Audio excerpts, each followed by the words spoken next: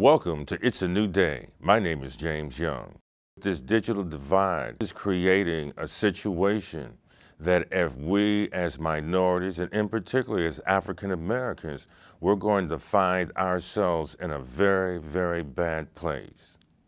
We are in the home of Frederick Douglass, and one of the most powerful statements that Frederick Douglass stated, that power concedes nothing without demand. This week, we're talking about the digital divide. And today, my guest is?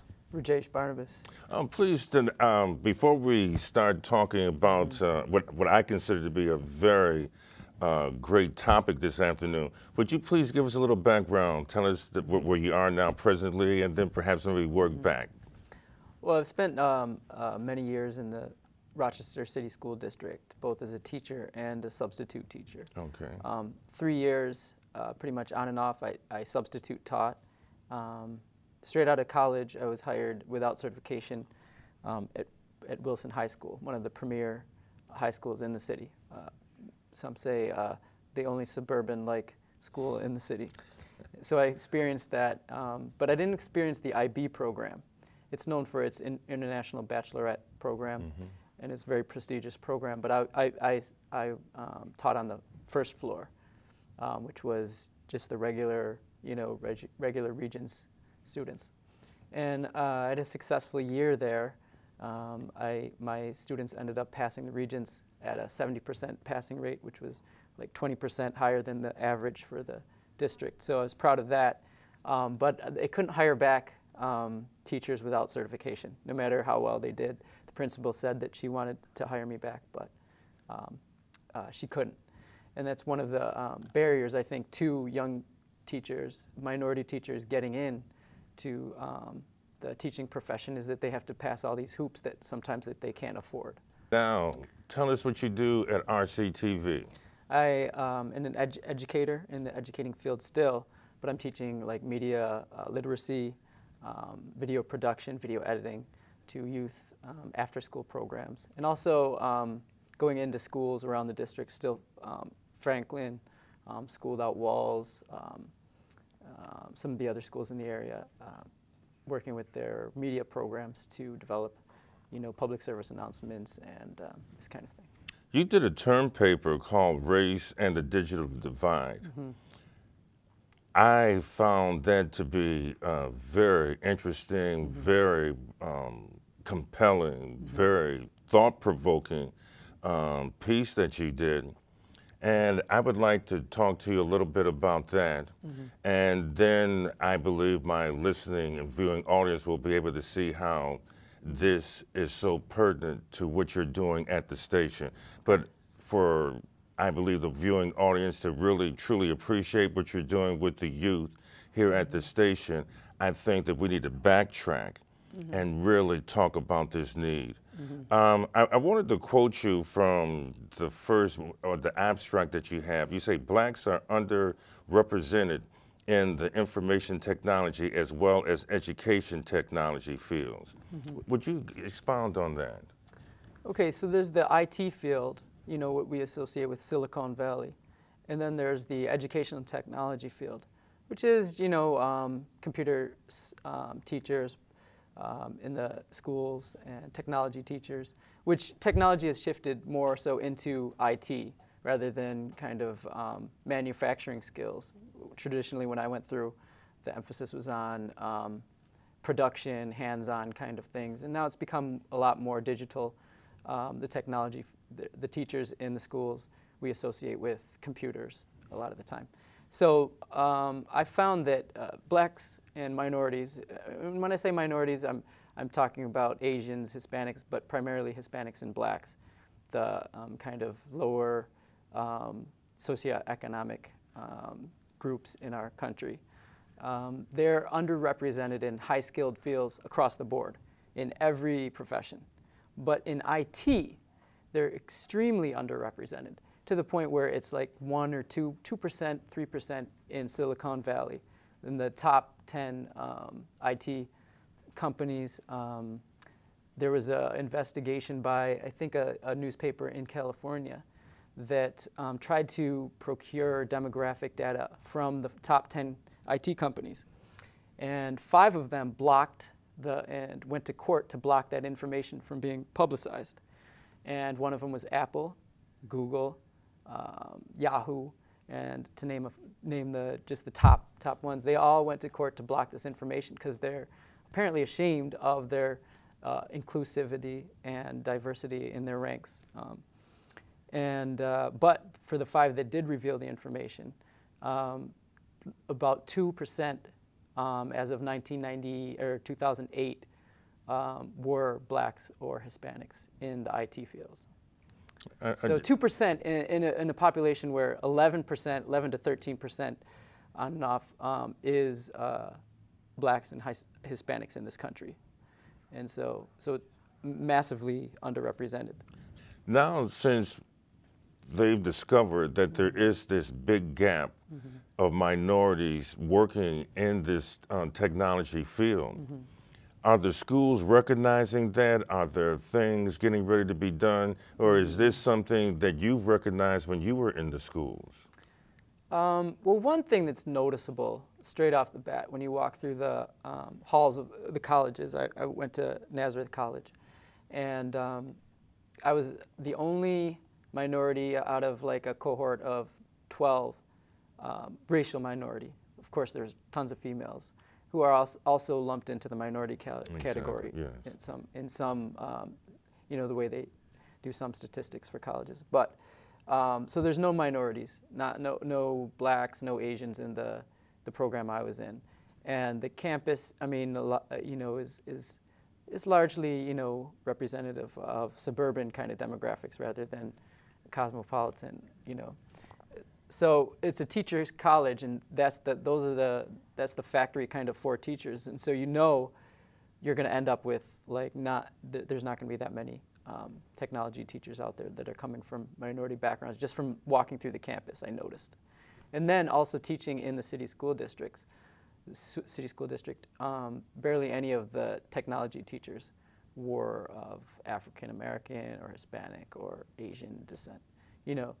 So, and you know, I've tried to get demographic data from the city school district. They're very you know, very quick with demographic data and celebrating their diversity of the students' population. They'll say, like, they'll rattle off, you know, 70 different languages, 28 different countries, 80%, you know, this and that, racial minority. But they never give you information about their teacher demographics. So, and that's never something that the teachers union ever celebrates either. They celebrate the integrity and their efforts of the teachers, but never the kind of the diversity of their staff. And then if we go back, as you were saying about when we get into the high schools, I noticed that in your document that you asked the question, do non-minority teachers, are they truly qualified to teach minorities? What kind of impact? And because you were in the system, what did you realize? Well, you know, it's a very, that's one of those, you know, people can debate about that for ages, you know, what makes an effective teacher. I think that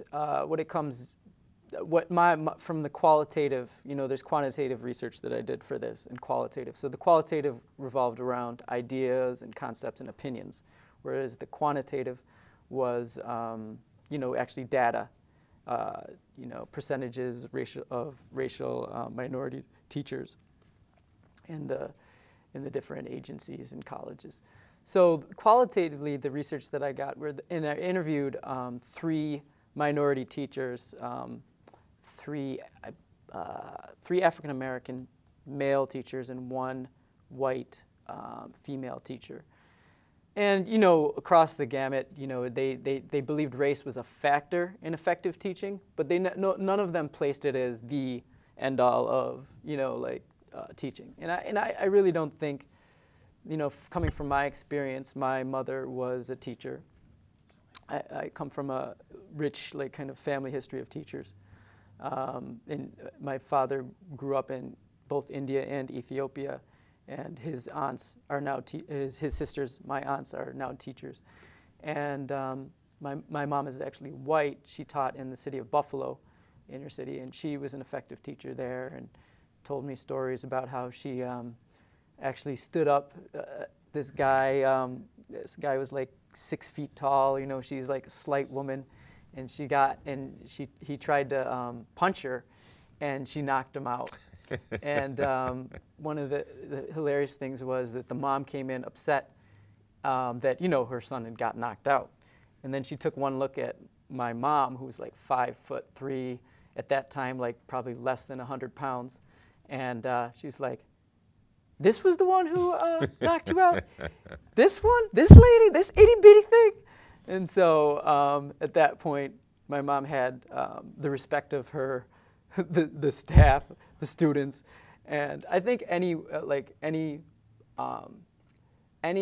teacher of any race with soul and with an identification and cultural familiarity can teach effectively to minority students. I don't think that's it. But I think it's that identification and understanding culturally where that person's coming from that's key. And I don't think, I would have to say, a lot of the teachers really address that or in the city school district. From what I've seen a lot of cultural dissonance between the teachers, whether it's race or just social class, because a lot of them pilot in, kind of like parachute in from the suburbs to the city. And then I noticed that at 3:30, 4 o'clock at Franklin, where I taught, that building was empty. And that just showed me the commitment, you know, of these teachers, whether they had to go to Honey Falls to get back to their kids or whatever the issue was. They weren't truly committed to the students, you know, and I think that's a socio-economic difference, not necessarily a racial thing. Because we only have an hour to do this show, Yeah. I'm trying to skip around and talk about some points that I consider to be very valid points. Would you talk about the relationships or the difference in opinion between W.E. Du Bois and Booker T. Washington, and now how those two different trains of thoughts and how it plays out in today's environment? So, you know, there's these two great political figures of the turn of the 20th century, Du Bois and Washington. And both had different kind of philosophies on how to improve the lot of their people. So one of them thought that attaining job skills was very important right off the bat. And one had more of like loftier, like political.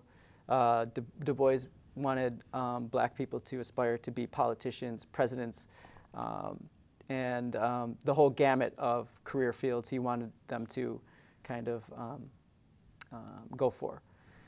But Booker T. Washington, who had a more of an influence on the South, particularly through the Tuskegee Institute, was able to attract to his philosophies big robber barons of the day, Carnegie, Andrew Carnegie to name one. And he was able to get more funding kind of for his efforts. But they weren't political efforts necessarily, but in a way, if you gain economic jobs and self-sustaining economic ways that he was able to politically move up in the social status through those philosophies. That's what he thought. But a lot of people don't understand was that the South, through these technology skills that he set up in the South, were pretty advanced schools and really developed young black entrepreneurs and people with skills, and gave them pretty significant job prospects. Whereas in the North, the schools for black children revolved less around technology skills and work skills and more of the liberal arts kind of philosophies. And we've seen this play out by the 2% that we see in IT fields, 2% blacks in the IT fields, and different higher level skills. It appears that Du Bois' kind of methods have, in fact, won out in Booker T. Washington's, emphasis on job skills and that kind of thing, have kind of went to the wayside. And I don't think it was intended. Du Bois set out to, through his philosophies, attract people to kind of liberal arts and different political aspirations. But that's the way it seems to have ended up. Once again, I'm going to have you come back for another show, because that's a whole nother show. Yeah, that we could talk about for a while. In your thesis, you mentioned Russia, Germany, and a couple of more European countries. Yeah. Of the the EPV, difference of how their use of the internet is so different from America. But would you expound on that? Yeah. So there was a study, I believe it was from some Estonia or some Eastern European country. These two guys, they put together an index of queries using Google and what countries searched what for what topics. And they were able to categorize it, and they rated it higher level. They gave higher EPV value. I'm not exactly sure. It was probably in a foreign language. EPV value. They gave greater EPV value to political and economic and kind of more, you would say, important queries. And they gave lower EP value to stuff like entertainment, sports, and just kind of entertainment value queries.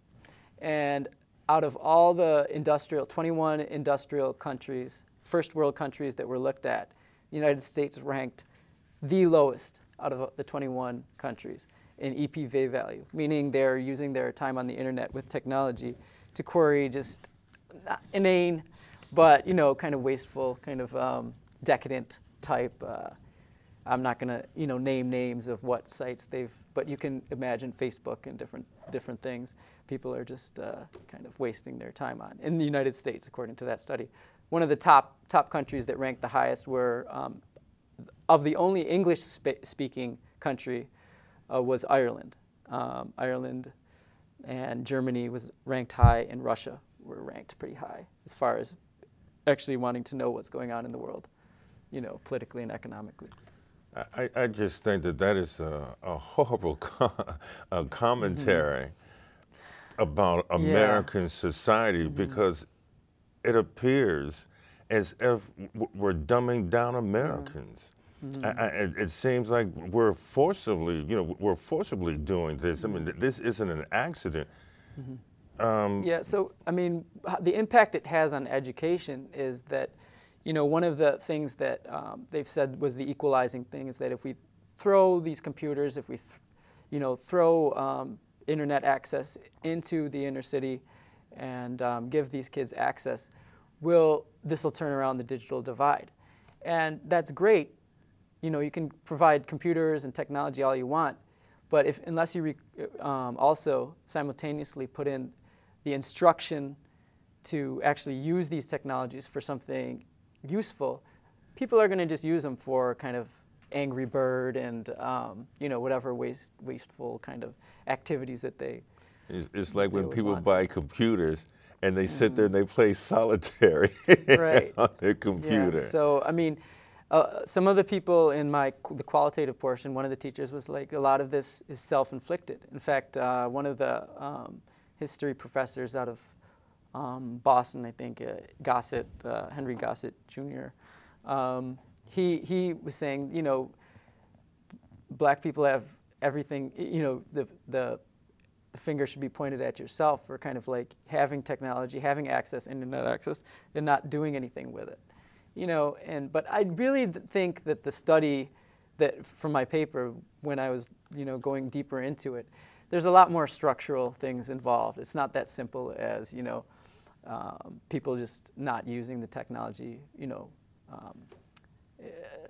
effectively. You know, there's a lot more. It's a lot more complicated. Could you expound on that further? Because I think that there are so many people that are under the misconception that are thinking that blacks, you know, have no use for this technology, that they're not concerned. I would like to believe that many are not aware, perhaps, of the value of this. They don't know how to apply it in their lives. Right. But I think that if they had an opportunity to truly understand the depths and what this could do for them, would you expound on that?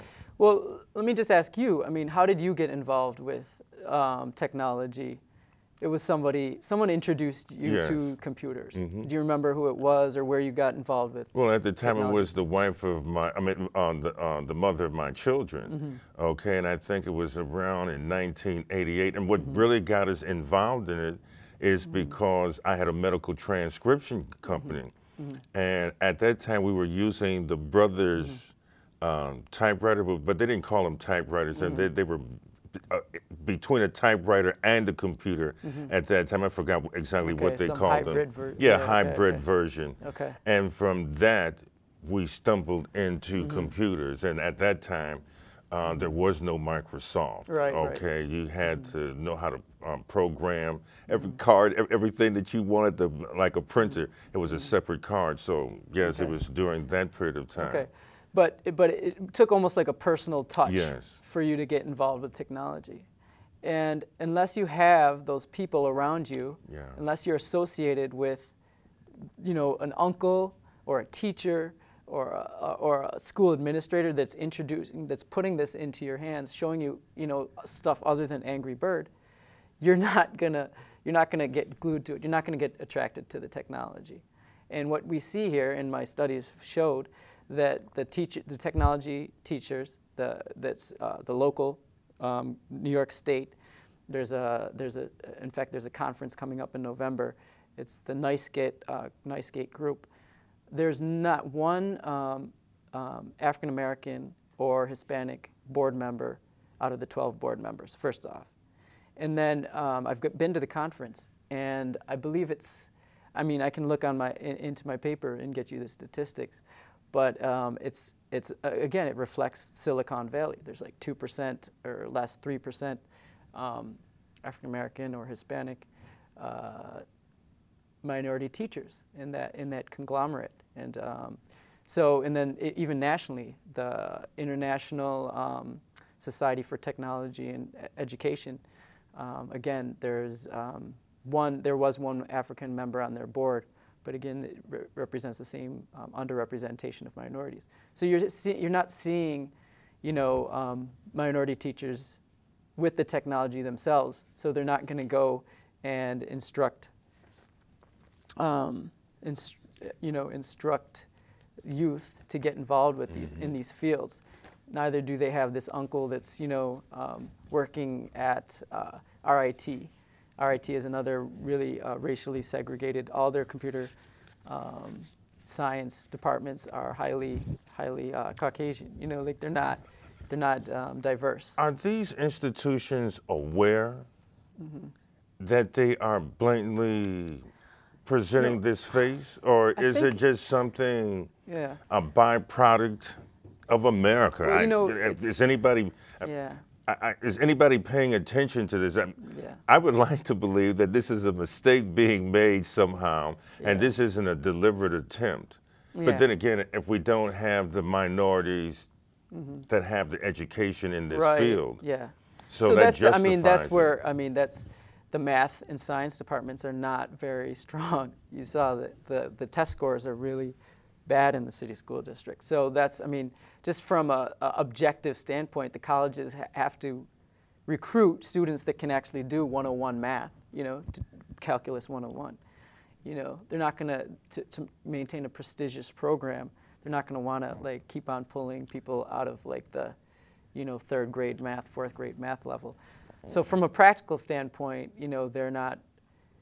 It's difficult. It's going to take structural change to fix that. But the departments don't talk to each other, because you'll have the sociologist in you know, criticizing, you know, the cradle to prison pipeline, where minorities are overrepresented, of course, in prison. 50%. It's probably the only place that they're overrepresented besides the NBA. And so you have this sociology, criminal justice department, not having a conference with the computer technology, saying, hey, if you don't provide any access in these fields, what's left? It's a zero-sum game. They're going to go into these other fields, the drug market and criminal system. It's just a matter of math. If there's no access in the kind of viable above board, above ground professions, then there's going to be traction in the other areas.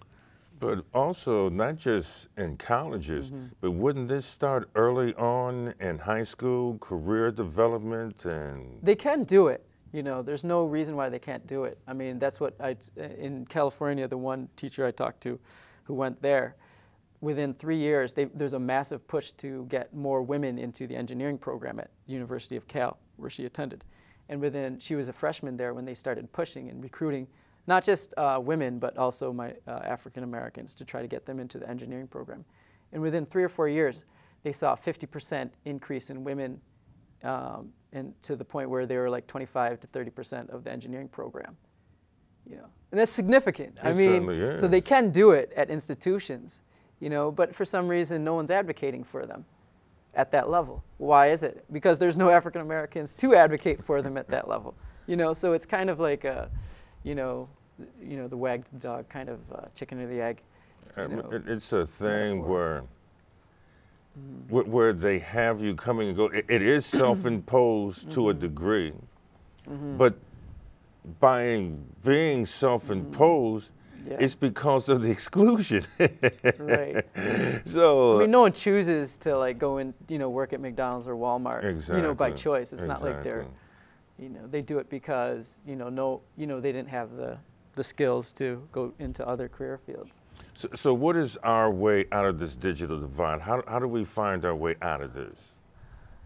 Power doesn't concede. People in power don't concede anything, willingly.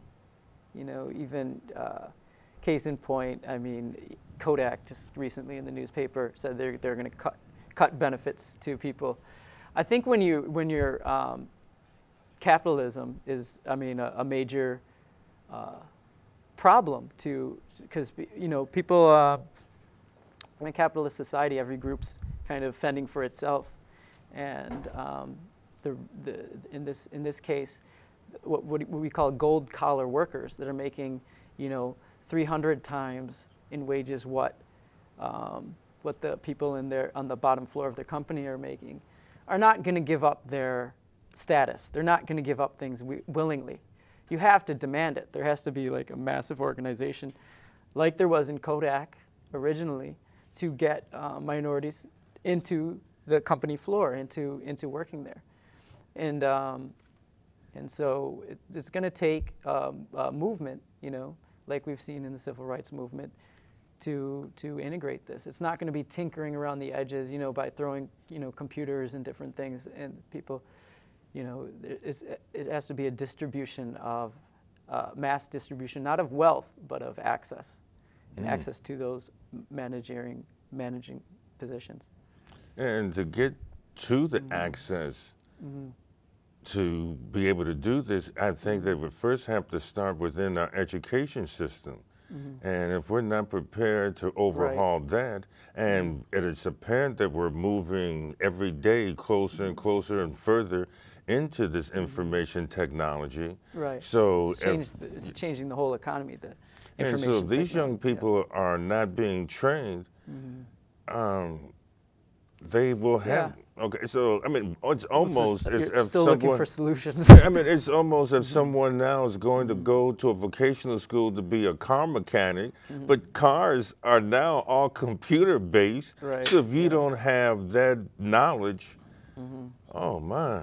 So it's almost to a point where it's almost impossible to be a carpenter anymore, because these things are all. They're not here anymore. So if we're not prepared to deal with the economy of tomorrow, Right. I mean, there's going to be a lot of people that are lost. Right. It's like they're missing, minorities are missing the boat. I mean, and some of the statistics that I looked at, there's actually, a lot of people thought that the digital divide was getting better, because we're, Bill Gates at Franklin threw all sorts of technology and laptops into the schools, and different celebrity, I would say like Bloomberg has put in money, but relying on these billionaires to kind of put a facelift on, the technology. They're not technology gap. They're not really addressing. They're allowing the budgets to kind of not address these issues. Like the school budget. By relying on these saviors, these capitalist, big businessmen saviors to, kind of rectify the gap. You're at the whim of their, their profit margin that year, rather than really making it a structural commitment to closing these gaps. And like for example, we talk about, technology. We have all the technology. We spend all this technology money on war, and all these drones and all these, these gadgets, so, and then, so 277 million of City of Rochester's budget this year will be spent on the war, defense budget. Our City of Rochester education budget is 700 million. So you're saying that money is being used basically to spirit it out of the community over into developing our defense network and different gadgets, when that money could be used, here to build the community. So there's, like everybody asks, where are your priorities?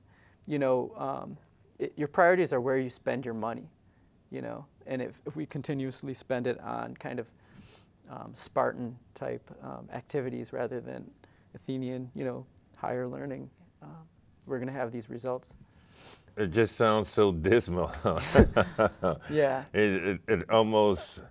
But yeah, I mean, it is dismal, and I think that I think more people need to tell the community that it's dismal. Yesterday, I heard the police chief, highlighting, people don't highlight enough the positive things that the youth do. Well, that's he's hired to do that, kind of be a cheerleader. But people who actually are activists and committed to change, we need to tell people out in the community how bad the situation is. Exactly. We don't need to be sugarcoating it. We need to actually be putting that in the news day in and day out. This is a lot worse than the news is, showing it to be. When you teach in the city schools, when you actually, like for example, I'll give you one dismal story. I was subbing one day, and this was like 5 years ago. It was an elementary school in the worst part of the city. It took me a while just to find the entrance because all of them were boarded up with fences. It looked like a jail, And then I got in, and one of the girls had puked, thrown up, and so I was an extra teacher. So I walked her to the hall to the nurse. The nurse door was closed because the nurses were sharing the nurse between 3 schools. It was when they were trying to cut the budgets out of the nursing.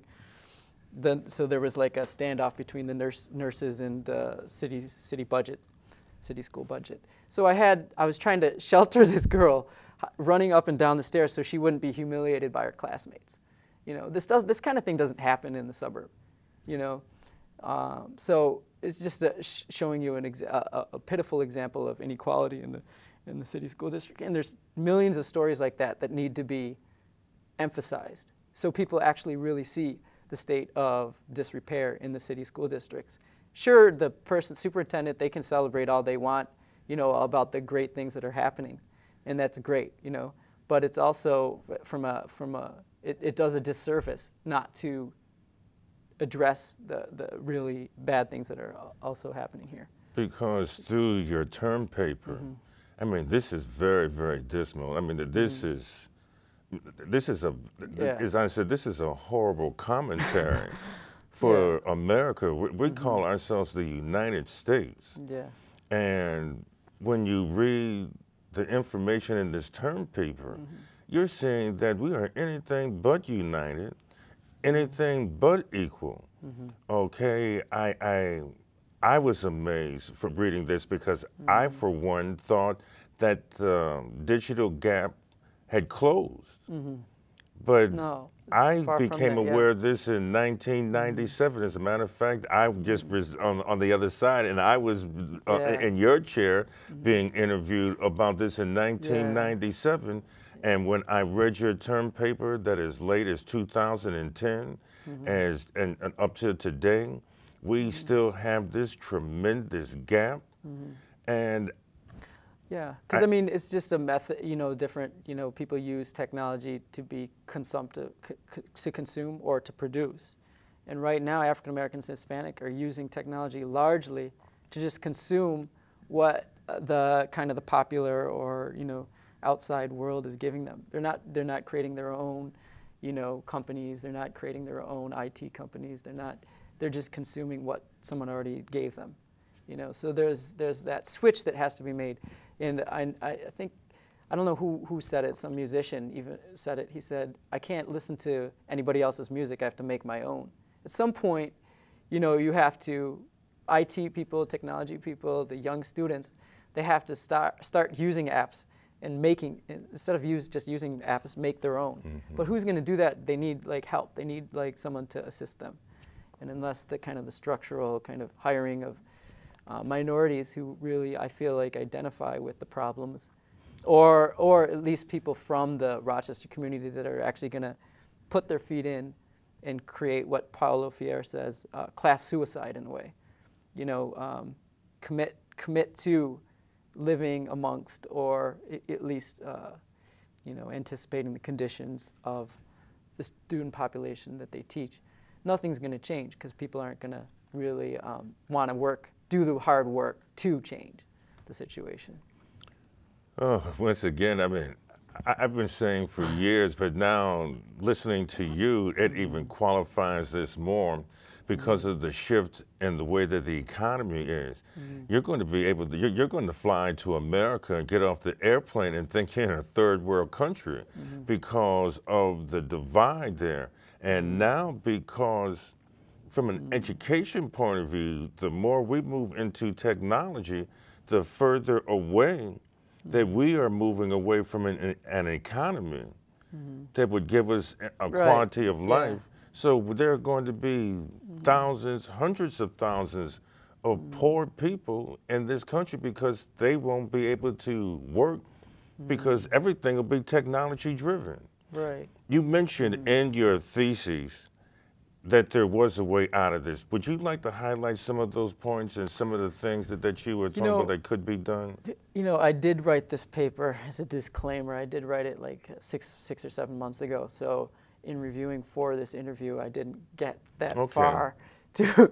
I'd have to look at those. Okay. But I think one of the things that you have to do, that is going to change the situation, is if you really, like the police department is doing now, which I congratulate them for, but hiring people from this community, because otherwise it's like what Malcolm X said. It's like a neo-colonial relationship where you have people coming that don't really care that much. They're coming in for a paycheck, and Bansky and the teachers union will fight this kind of narrative with tooth and nail that our teachers our hearts are in it. But I've been there. I've taught in the city school district, and I've seen the teachers that are not committed. And I'm sorry to say, but I feel like they're outnumbered when they're leaving at 3:30 or 4 o'clock in the day.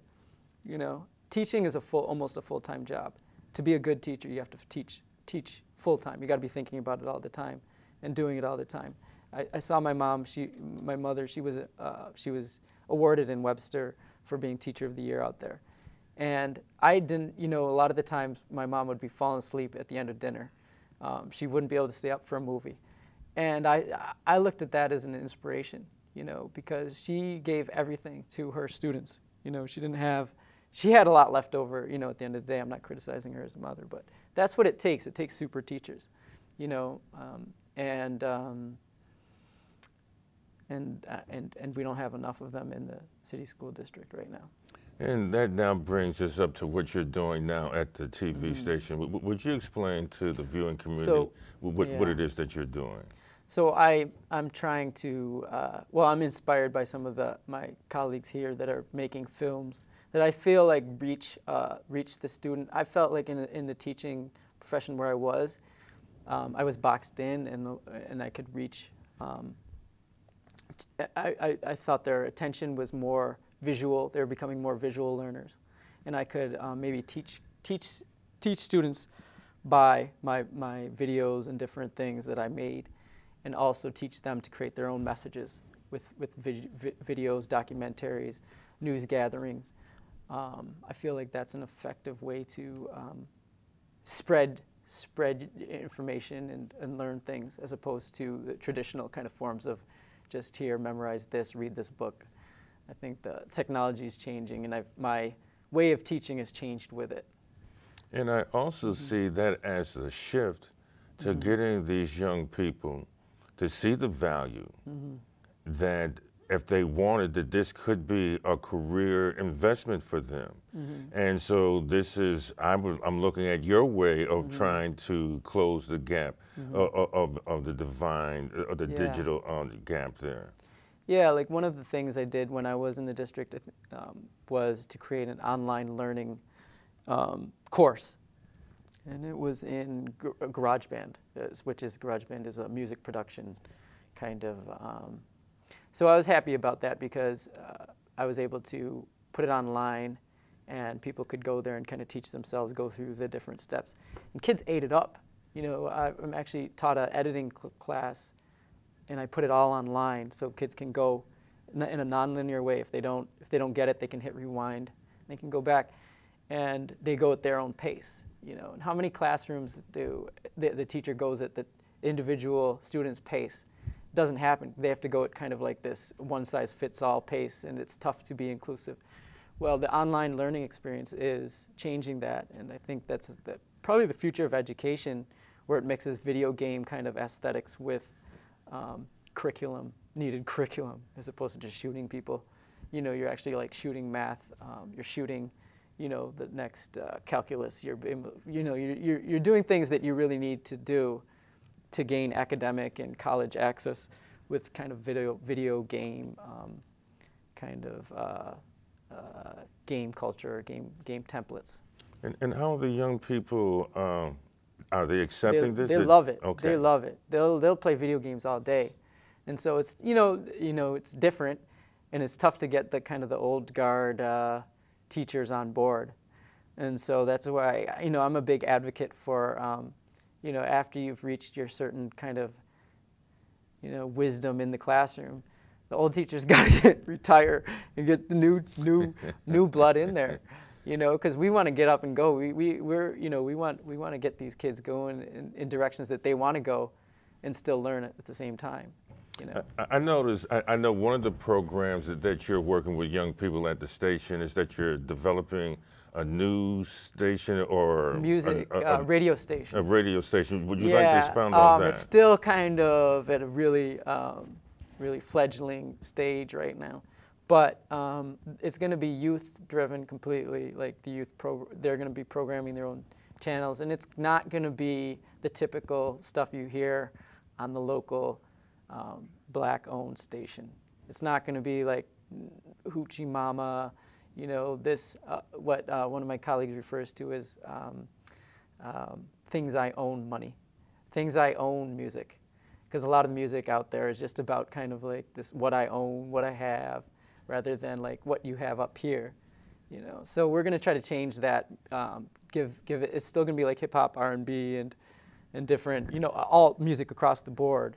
But it's going to be youth driven. It's going to be positive, and that's when you're talking about like, okay, what's positive solution to come out of this? I think it's got to start with the kids. What do they want? Where do they want? It's their world. We got to ask them. I don't have all the answers. But I think that this is a way how to lead this next generation because of the technology. At one time, a generation was associated with a century. It took 100 years. Well, that's what, now naturally we knew a century is 100 years, but we associated a generation with that as well. But because of today's environment, I mean, a generation now is 10 years. I mean, look at this thing, 50, 40, 30, 20. I mean, it is just amazing how quickly we have produced. I mean, in my family, in my sister's family, there's 4 generations, and she's only 61. Okay, so this So is quick. just, I mean, it's just going by so quickly. And the impact that this is going to have, and I think what it is that you're doing with these young people at the station is giving them an opportunity for them to see the possibilities of what they can be. Right. Yeah, I think, you know, the kids are totally into the technology stuff. I mean, I was too. We didn't have that many opportunities, you know, at my high school to get into like the visually interesting technology. But back then it was, you know, like everything was the green text screen. There was nothing visually like attractive to the technology. Today it's like, it's changing, it's 3-dimensional and stuff. And I think it's very interesting to kids. So it's an easy sell for the kids. So it'd be good to, through that like gate, almost like that's the gateway drug, so to speak, wrong language, but through video games and through some of the gaming culture, you're going to attract them into maybe programming, and then maybe you know, system network design. So then they just start to have those gold collar skills. Right now, the gold collars are all around white necks. You know, Caucasian people are running the technology show across the board. You know, except maybe unless you go to India or, you know, Asian countries, of course. But here in the United States, it's mostly the IT field is completely segregated. So I'd like to see through those kind of music production and through video making, the next step is then programming. You know, that's the attraction, but then they'll get into some of the higher level computer and technology skills. When I first became involved with computers, there was no Microsoft, there was no plug and play. You actually literally had to be able to write code to get anything to work. Right. And I think that as we advanced further into the technology and finally got to the plug and play, and I think that that has also been a detriment to the development of this industry because because at one time, as I mentioned, you had to struggle a lot more. Yeah, you had to struggle, and you actually had to really get in here. Get into the nuts and bolts. The nuts and bolts to go. I mean, you couldn't run at that time. You couldn't run a printer and a scanner at the same time because. Well, yeah. I mean, the Apple way of doing things is it's the user-friendly system, right? Everything is just like basically made for very, you know, basic understanding. You know, everything's hands-on. You know, so like, so you're not going to see behind the scenes like what's happening there or have to struggle with the technology. It's all designed for you not to struggle. And I think that's also a detriment. Yeah. Because what happens is that you're not really learning anything. All you're basically doing is turning a computer on, sticking some software in there, and the computer is basically doing all the work. And it's more, in the way that we are here in America, it's more designed for entertainment. Right, yeah. So I think that if we just, when you mentioned earlier, we need to start thinking about writing our own apps, you know, whatever those apps may be, okay? But I think that there would be a viable market for that because as I'm sitting here, I'm thinking of quite a few different apps that we could do. Yeah. You know, I mean, African American history apps or who's in the know apps. I mean, anything that is pertaining to a particular culture. I think that you could write a software for that and I think that it would sell. But once again, if we don't know that we are capable even if we should even be thinking in terms of getting in this, but it seems like we are more content being the end user than the creator. Yeah, so it's got to be, yeah, it's got to be the, you know, like on the street kind of cultural change, and it's also has to be a structural change. You know, you have to, it has to be simultaneous. Okay. You know? And I think there has to be, I think a lot of people out there are kind of tired, a lot of the education activists in this community are kind of tired of this kind of 1 year, 2 year plan. They want to see a 10-year plan for Rochester that addresses some of these inequalities, both, you know, economically and technology and different things, and they're not getting it from the school district. At least it's not being put out there.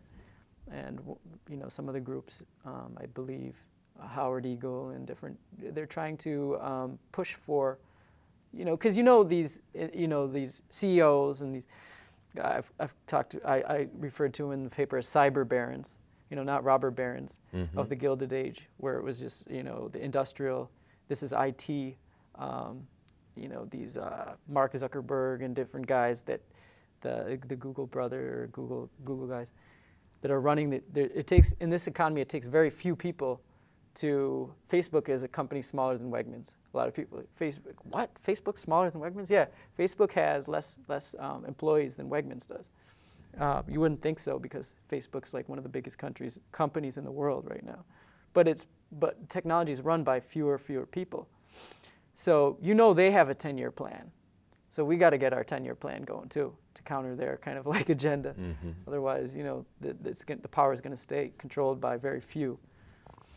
What do we tell black parents and the viewing audience that is watching this show? Because I don't want people to walk away thinking that there's nothing that can be done and just to throw your hands up in the air like Chicken Little and let the sky fall on you. Yeah, I think it's, you know, like it's got to be a sacrifice. One of the people I interviewed said, you know, my dad chose to, when we were growing up, he chose to invest in a computer. He brought a computer in the house.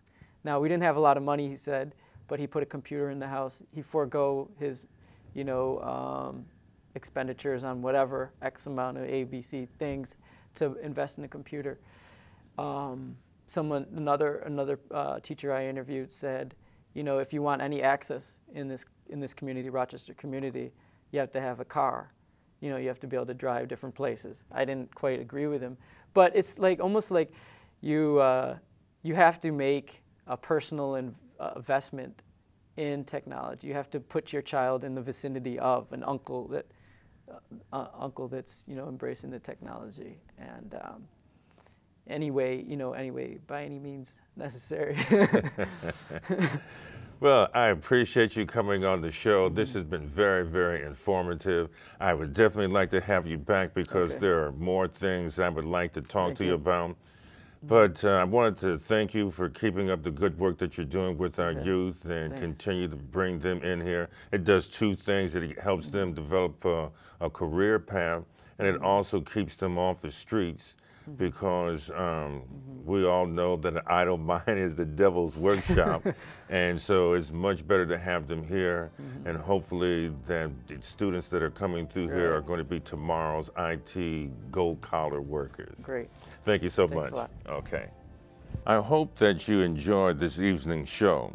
I'm looking at having my guests come back again and talk about this situation even further. Hopefully when we have them come back that these conditions will have improved. We're going to have to start demanding at the high school level that this education be a greater impact or greater significance on future jobs, technology fields. We're going to have to start getting parents to see that this is something that they're going to have to encourage their children to do, to become involved with. Because if we don't take and get a hold of this now, those golden collar jobs will go to people other than people that look like you and I. My name is James Young. I look forward to seeing you next week. Be blessed, and always remember, it's a new day.